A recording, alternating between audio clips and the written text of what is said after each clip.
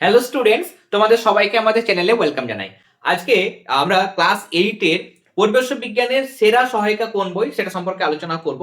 তোমরা জানো বাজারে প্রচুর বই রয়েছে, প্রান্তিক পাবলিকেশন, ছায়া পাবলিকেশন, পারুল পাবলিকেশন, রায়ো মার্টিন, বিভিন্ন প্রকাশনী তাদের কিন্তু আলাদা আলাদা রেফারেন্স বই বের করে এবং প্রত্যেকটার কিছু নিজস্ব বৈশিষ্ট্য রয়েছে এবং প্রত্যেকটার মান এমনভাবে সাজানো হয়েছে সেখানে বিষয়গুলো, যাতে করে স্পেশাল কিছু স্টুডেন্টকে টার্গেট করা হয়, তাই না?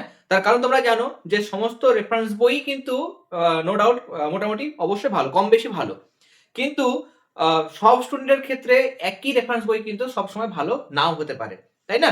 বিভিন্ন মেরিটের স্টুডেন্ট তো তোমাদের ক্লাসের মধ্যে রয়েছে, তাহলে যারা খুব স্ট্যান্ডার্ড একদম ক্লাসের মধ্যে র্যাঙ্ক করে 1 থেকে 10 এর মধ্যে থাকে, তারা যে রেফারেন্স বইটা পড়তে পারবে বা যে ভাষাগুলো সহজেই বুঝতে পারবে, যারা একটু পিছিয়ে রয়েছে বা অ্যাভারেজ স্টুডেন্ট বা পিছিয়ে পড়া স্টুডেন্টগুলো যারা আছো, তাদের ক্ষেত্রে নিশ্চয়ই ওই অ্যাডভান্স বইগুলো যদি তোমরা পড়ো, তাহলে যতটুকু তোমরা নম্বর পেতে সেটাও পাবে না, তার থেকে আরো অনেক কমে যাবে, তাই না? যে তুমি কোনো কিছুই বুঝতে পারবে না সেই রেফারেন্স বই থেকে, তাহলে তোমাদের সেই মানে হাইলি স্ট্যান্ডার্ড তোমাদের অ্যাডভান্স যদি বই কিনো, তাহলে সেক্ষেত্রে কিন্তু প্রবলেম হতে পারে। তাহলে আজকে স্পেশালি আমরা ফোকাস করব যে বিভিন্ন মেরিটের স্টুডেন্টের জন্য কোন রেফারেন্স বই তাদের ক্ষেত্রে বেস্ট হবে এবং সেটা পড়ে সারা বছর পড়ে তারা ভালো রেজাল্ট করতে পারবে, অনেক ইমপ্রুভ করতে পারবে। আমরা অলরেডি আমাদের চ্যানেলে তোমাদের রিকোয়েস্টে প্রান্তিক পাবলিকেশন এবং পারুল এই দুটো বইয়ের রিভিউ পোস্ট করে দিয়েছি, এবং ছায়া পাবলিকেশন পুরনো বই, রায়মার্টিনও আমার কাছে পুরনো বই রয়েছে, রায়মার্টিন একই রয়েছে কিন্তু পুরনো অনেকটা আমার কাছে, বেশ প্রায় 2-3 বছরের বেশি হয়ে যাবে পুরনো। আমি ওই বইগুলো আর দেখাচ্ছি না। আমি যখন প্রশ্ন বিজেতা সলভ করাই তখন সেখানে ছায়া থেকে বা রায়মার্টিন থেকে আমরা সলভগুলো করিয়েছি মানে প্রিভিয়াস ইয়ারগুলোতে। যারা তোমাদের মানে এর আগে ক্লাস 8 এ পড়তো তারা নিশ্চয়ই জানে। যাই হোক, আমাদের মূল আজকের বিষয় হলো যে এই যে রেফারেন্স বইগুলো আমরা কথা বলছি, একটা রেফারেন্স বই আমি এখানে দেখিয়েছি, এগুলোর মধ্যে কোনটা কাদের জন্য। দেখো, প্রথমে আমরা ভাষাটা নিয়ে আলোচনা করব। আমরা যদি দেখি ভাষা, এখানে পারুলের প্রকাশনিক ভাষা তোমাদের দেখিয়েছি, একদম সহজ সরল জলের মতো সহজ করে বিষয়গুলো উল্লেখ করা হয়েছে। সহজ সরল যদি তোমরা বই চাইছো, একদম সহজে, দুর্বল মানুষ স্টুডেন্ট রয়েছো বা যারা কঠিন ভাষা পড়তে পারো না, বুঝতে পারো না, তাদের ক্ষেত্রে নো ডাউট পারুল প্রকাশনী দেখবে ভাষাটা যদি তোমরা পড়ো খুব সহজে তোমরা কিন্তু বুঝতে পারবে এবং পড়তে পারবে। প্রান্তিক যদি দেখি, সেটাও কিন্তু সহজ ভাষা, কিন্তু পারুলের থেকে তুলনামূলক কঠিন।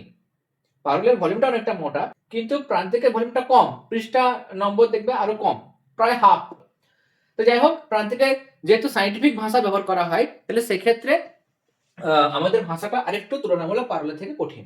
ওকে, ছায়ার ক্ষেত্রে ভাষাগুলো একদম স্ট্যান্ডার্ড স্ট্যান্ডার্ড ভাষা, এবং সায়েন্স নিয়ে যারা পড়তে আগ্রহী, ভবিষ্যতে সায়েন্স নিয়ে পড়তে চায়, তাদের ক্ষেত্রে এই যে মানে ভাষাটা ব্যবহার করা হয়েছে এখানে, মার্জিত এবং স্ট্যান্ডার্ড ভাষা ব্যবহার করা হয়েছে, সেটা নো ডাউট ভালো স্টুডেন্টের জন্য ভালো। রায়ো মার্টিন, সেটা মানে তথ্য তো প্রচুর রয়েছে, তথ্য সমৃদ্ধ এবং মাঝারি মানের ভাষা, খুব কঠিন ভাষা কিন্তু নেই। কেমন? তোমার মনে হবে এগুলো কঠিন ভাষা মনে হচ্ছে, এগুলো ভাষাটা কঠিন না, সেখানে তথ্য দিয়ে জিনিসটাকে জটিল করে দিয়েছে বাক্যগুলোকে, কিন্তু ভাষাটা কঠিন নয়। ওকে, তাহলে সব থেকে সহজ ভাষা হচ্ছে পারুল, তার থেকে মানে একটু কঠিন ভাষা হচ্ছে প্রান্তিক, এবং তার থেকে মানে আরো কঠিন ভাষা, একটু জটিল ভাষা হচ্ছে ছায়া। আর রায়ো মার্টিন কিন্তু ওই ছায়া বা তার থেকে একটু মাঝারি মানের, ওকে, ভাষার দিক থেকে। এবার বিষয়ের গভীরতা যদি আমরা দেখি, পারুল প্রকাশনীতে বিষয়বস্তুগুলো সহজেই উপস্থাপন করা হয়েছে, একদম সহজ করে উপস্থাপন করা হয়েছে। কনসেপ্টগুলো মোটামুটি কনসেপ্টগুলো তোমাদের কিন্তু ক্লাস 8 এর জন্য টেক্সট বুক পড়ার পর যদি আমরা রেফারেন্স বই পড়ি, তাহলে মোটামুটি কনসেপ্টগুলো ক্লিয়ার হবে। কেমন? অ্যাডভান্স কিছু স্টাডিজ হয়তো হবে না সব দিক থেকে, মানে ওই টাইপের প্রশ্নোত্তরগুলো তোমরা করতে পারবে, কিন্তু বিষয়ের গভীরে কিন্তু যেতে পারবে না, খুব গভীরে ডেপথে গিয়ে বিষয়গুলো বোঝার বা এক্সট্রা অনেক ইনফরমেশন যদি জানতে হয়, সেই মানে একই কোশ্চেন পাবে হয়তো পারুলের মধ্যে পেয়ে গেলে, কিন্তু সেই বিষয়ের ডেপথে কিন্তু তোমরা যেতে পারবে না। ওকে, প্রান্তিকে, প্রান্তিকটা হচ্ছে পরীক্ষায় উত্তর যেভাবে লিখতে হয়, ওই উত্তর লেখার নোটস বইয়ের মতো একটা, যারা কম পড়ে বেশি নম্বর পেতে চাইছো, আমরা 360 পাতার একটা ভলিউম, এই কম পড়ে আমরা ভালো রেজাল্ট করতে চাইছি, তাহলে প্রান্তিক অবশ্যই ভালো, মানে ছোট ছোট করে দেওয়া হয়েছে, মানে আমাদের যতটুকু দরকার পরীক্ষার জন্য, পরীক্ষার কথা ভেবে একটা আদর্শ নোটবুক তোমরা ভাবতে পারো। ওকে, ছায়া প্রকাশনী যারা ভবিষ্যতে সায়েন্স নিয়ে পড়তে চায়, ক্লাস 11-12 উঠে সায়েন্স স্ট্রিম নিয়ে পড়তে চায়, তাদের জন্য অবশ্যই ভালো, কারণ বিষয়গুলো একদম গভীরে যাওয়া হয়েছে, কনসেপ্টগুলো খুব সুন্দর, খুব সুন্দর। বিজ্ঞানের ক্ষেত্রে ছায়া পাবলিকেশন খুবই ভালো। রায়মার্টিনের বিষয়ের গভীরতা অবশ্যই ভালো রয়েছে, এখানে ছায়াতে যেমন রয়েছে, রায়মার্টিনে অনেক তথ্য রয়েছে, রায়মার্টিনে বেশি তথ্য রয়েছে। ছায়াতে আমাদের একদম অ্যাকর্ডিং টু সিলেবাস যা যা দরকার সেরকম। রাইমার্টিনে আরো অনেক অনেক ইনফরমেশন অ্যাডিশনাল, মানে আমাদের অ্যাডভান্স স্টাডিজ থাকে, হাই ফ্লায়ার্স থাকে, ওইগুলো জিনিস দিয়ে অনেক কিছু ভর্তি করে দিয়েছে বলে কিন্তু রাইমার্টিনের জিনিসটা ভলিউমটা মোটা। আদারওয়াইজ ছায়া রাইমার্টিন প্রায় একই রকম। ওকে, নেক্সট আমরা যাব প্রশ্নের মান। প্রশ্নের মান মানে আমাদের সিলেকশন অফ কোশ্চেন কেমন আছে, কেমন ভাবে আমাদের মানে আমাদের ইম্পর্টেন্ট কোশ্চেন আনসার গুলো আছে। তো যদি আমরা পারুল দেখি অবশ্যই আছে, কিন্তু হ্যাঁ প্রচুর কোশ্চেনের কালেকশন আছে, তাহলে ইম্পর্টেন্টের পাশাপাশি আনইম্পর্টেন্ট কোশ্চেন গুলো কিন্তু এখানে আছে পারুলের মধ্যে। আর প্রান্তিকে ধর আমি একটা কথা বলছি, একটা চ্যাপ্টারে আমি প্রান্তিকের ক্ষেত্রে দেখলাম হয়তো যে আমাদের হয়তো একটা চ্যাপ্টারে 50টা ইম্পর্টেন্ট কোশ্চেন আনসার আছে। ওকে, প্রান্তিকে দেখা যাচ্ছে যে সেখানে 30টা কোশ্চেন আনসার আছে সাপোজ, কিন্তু ওই 30টা ইম্পর্টেন্ট কোশ্চেন মানে ইম্পর্টেন্ট কোশ্চেন গুলোকে রাখা হয়েছে। ছায়া পাবলিকেশনে যদি আমরা দেখি সেখানেও প্রায় মোটামুটি তোমার 40 কি 45টি ইম্পর্টেন্ট কোশ্চেন আনসার রাখা হয়েছে। রায়মার্টিনে যদি দেখি তাহলে হয়তো আমাদের দেখা যাবে যে রায়মার্টিনে হয়তো 60খানা কোশ্চেন রয়েছে ইম্পর্টেন্ট কোশ্চেন আনসার, এবং অনেক বিভিন্ন স্কুলে যে প্রশ্নগুলো এসেছিল প্রিভিয়াস ইয়ারগুলোতে ভালো ভালো স্কুলের প্রশ্ন এখানে কিন্তু রাখা হয়েছে।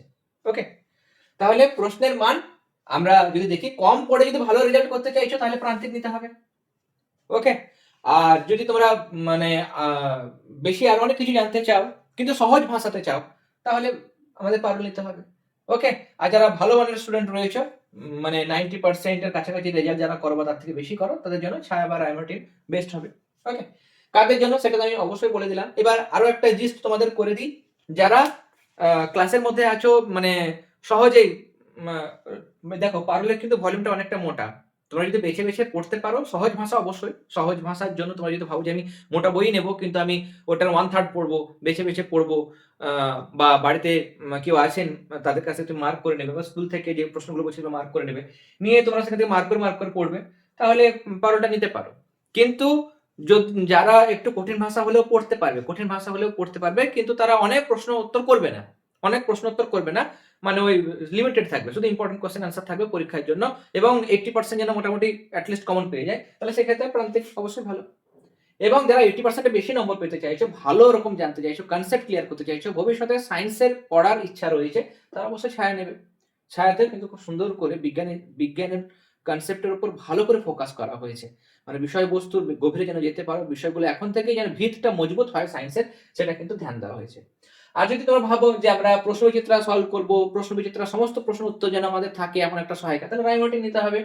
রায়মার্টিনের প্রচুর কোশ্চেনের কালেকশন রয়েছে, মানে পরীক্ষাতে তুমি যদি ভাবো যে আমরা 100-র মধ্যে 100ই যেন কমন পাই, তাহলে এবং সেরকম একটা রেফারেন্স বই চাইছো তাহলে রায়মার্টিন অবশ্যই নিতে হবে। রায়মার্টিনে আমরা কিন্তু কমন পাই, যে কোনো ক্লাসেরই হোক আমরা দেখেছি সব থেকে বেশি রায়মার্টিন থেকে কমন পাই, তার কারণ তারা কোশ্চেনের ভ্যারাইটিস বিভিন্ন ভালো ভালো গুরুত্বপূর্ণ স্কুল আমাদের রাজ্যের মধ্যে রয়েছে, সেই স্কুলগুলোর কোশ্চেনগুলো কিন্তু রাখে। ওকে, এবং সে কারণে কিন্তু রায়মার্টিন থেকে আমরা বেশি কমন পাই। তাহলে বোঝা গেল কাদের জন্য কোন বইটা ভালো, তোমরা কোন রেফারেন্স বইটা কিনছো অবশ্যই তোমরা কিন্তু কমেন্ট সেকশনে কমেন্ট করে জানাবে। আমাদের মেন উদ্দেশ্য হলো কত আমরা জানছি বা কতটা আমরা বুঝতে পারছি সেটা কিন্তু নয়, তোমাদেরকে একটা জিনিস খেয়াল করতে হবে যে তুমি হ্যাঁ আমি 50% পাচ্ছি আমার একটা লজ্জার বিষয়, এটা ভাবলে কিন্তু চলবে না। তোমাকে ভাবতে হবে যে ঠিক আছে আমি 50% পেয়েছি, এবার আমি আরো বেশি রেজাল্ট ভালো করবো, 70% টার্গেট রাখবো বা আমি 80% টার্গেট রাখবো, এবং আমি প্রথমে সহজ বই বেছে নেব, নিয়ে আমি ধীরে ধীরে আবার পরের ক্লাসে গিয়ে আমি আরো ভালো মানের রেফারেন্স বই কিনবো, তাহলে আমাদের আরো রেজাল্ট ভালো হবে। সেরকম ভাবে কিন্তু প্রোগ্রেস করতে হবে।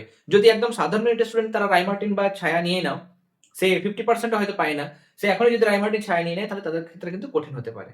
ওকে, আবার অ্যাডভান্স স্টুডেন্ট যারা রয়েছে তারা কখনোই পারুল নেওয়ার চেষ্টা করবে না বা প্রান্তিক নেওয়ার চেষ্টা করবে না, তারা ওই ছায়া বা রায়মার্টিনের মধ্যে কোন একটা নেবে যারা ক্লাসে টপ করতে চাইছে।